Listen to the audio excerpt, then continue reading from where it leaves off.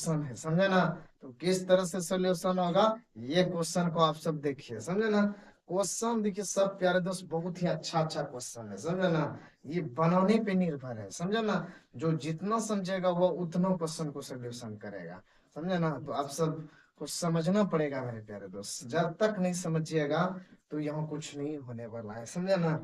चलिए क्वेश्चन को सोल्यूशन करते हैं। तो देखिए A1, A2, A3, A4 dot dot, समझे ना। तो A2 घटाओ A1, दूसरा में इसको घटाएंगे तो क्या है -6, सूत्र से माइनस आया। A1 के जगह में क्या है, माइनस में 10 है तो ये +10 कर देगा, ठीक है।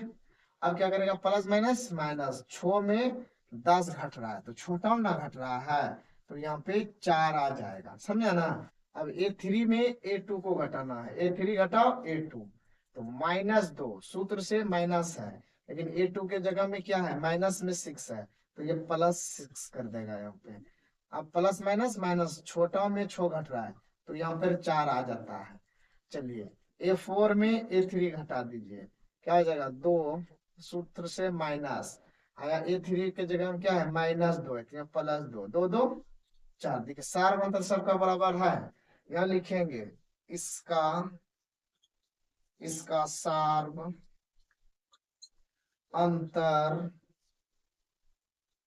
सामान्य है, सार्वंतर समान है, इसलिए इसलिए यह एपी में है। ए बराबर -10, डी बराबर 4, समझा ना। तो चलिए अब क्या करना पड़ेगा, 4 तक A5, A+4D, समझे ना, यही करेंगे। अब A का मान कितना है, -10 +4 गुना D का मान 4, क्या जाएगा -10, 4 गुना 4 16 हो जाएगा ना। तो अब क्या करना पड़ेगा, प्लस माइनस माइनस, 10 में 16 घटाएंगे तो यह क्या जाएगा 6 हो जाएगा, छोटा ना घट रहा है। तो चलिए उसके बाद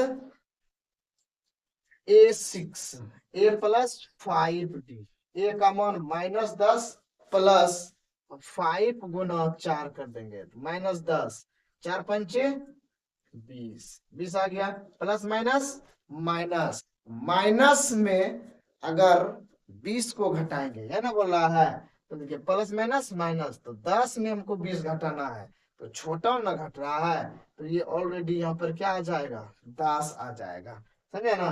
तो चलिए A7 बराबर निकालेंगे A+6D, ए का मान -10 और 6 गुना 4, डी का मान बैठा दिए। अब करेंगे -10 अच्छा चौक 24, समझे ना। तो 10 में 24 को अगर हम घटा देंगे तो यहाँ पे क्या हो जाएगा 14 हो जाएगा, समझे ना।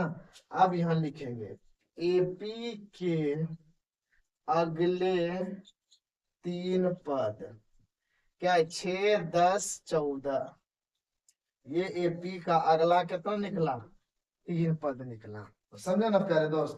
तो आप सब इस तरह से